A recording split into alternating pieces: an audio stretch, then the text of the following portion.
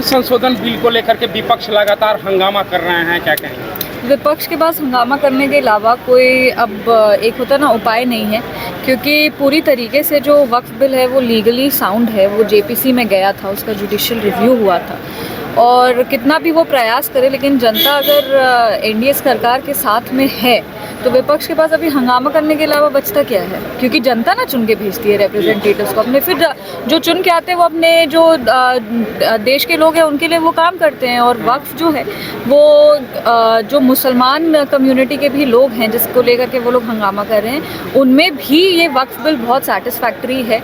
और कहीं से भी ऐसा नहीं है कि ये बिल मुसलमानों के खिलाफ है।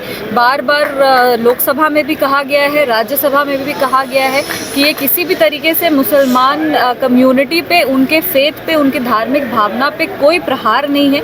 ये सिर्फ और सिर्फ वक्फ बोर्ड में अकाउंटेबिलिटी और ट्रांसपेरेंसी लाने का काम है, क्योंकि वक्फ बोर्ड कोई धार्मिक बोर्ड नहीं है, वो एक तरीके से ट्रस्ट है जो प्रॉपर्टी को मैनेज करता है। तो प्रॉपर्टी अगर मैनेज होता है, ज़मीन अगर मैनेज हो रहा है, जायदाद अगर मैनेज हो रहा है, तो उसमें उस ट्रस्ट में अगर अकाउंटेबिलिटी और ट्रांसपेरेंसी लाने की बात की जा रही है, अगर उसमें महिलाओं के अधिकार की बात की जा रही है, तो इसमें क्या परेशानी है? ये विपक्ष को सोचना चाहिए कि उनका राजनीतिक स्ट्रैटेजी क्या है।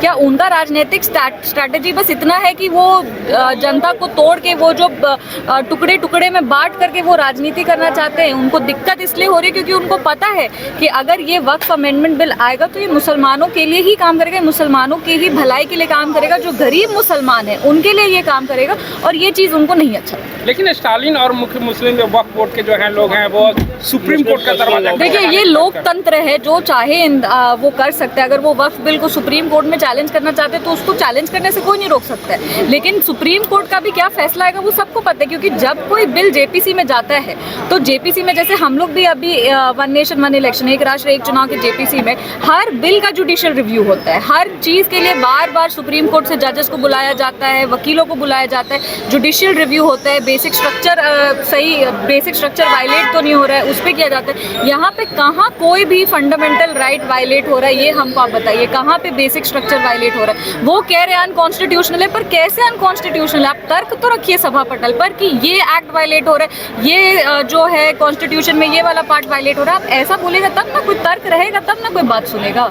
बस कह देने से थोड़ी हो जाएगा अनकॉन्स्टिट्यूशनल। जब से वक्फ बोर्ड बिल पास हुआ है, आरजेडी खेमे में बेचैनी है और मुख्यमंत्री नीतीश कुमार का पोस्टर लगाए हैं, गिरगिट के रूप में दिखाए हैं कि गिरगिट से भी ज्यादा नीतीश कुमार रंग बदल रहे हैं। देखिए, विपक्ष है, उनको भी कोई राजनीति करने दीजिएगा।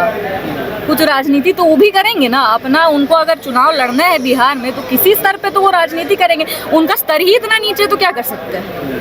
अब आप बताइए कि कितने हमारे माननीय मुख्यमंत्री श्री नीतीश कुमार जी के से ज़्यादा कोई मुसलमानों के लिए बिहार में काम किया है? गिनाइए सांप्रदायिक दंगे जो उनके राज्य में हुए थे, विपक्ष के राज्य में, और बिहार में जो नीतीश कुमार जी के राज्य में हुए हैं। आप बताइए कि कोई भी अगर ऐसा धर्म के आधार पे कभी भी किसी के साथ भेदभाव किया हो गया हो बिहार में? आप बताइए एनडीए की राज में कभी भी किसी योजना के लिए मुसलमान को मना कर दिया गया हो? तो ऐसा बस पोस्टर लगा देने से नहीं होगा। उनके राजनीति का स्तर ही इतना नीचे, तो वो यही करेंगे, कुछ तो वो भी करेंगे।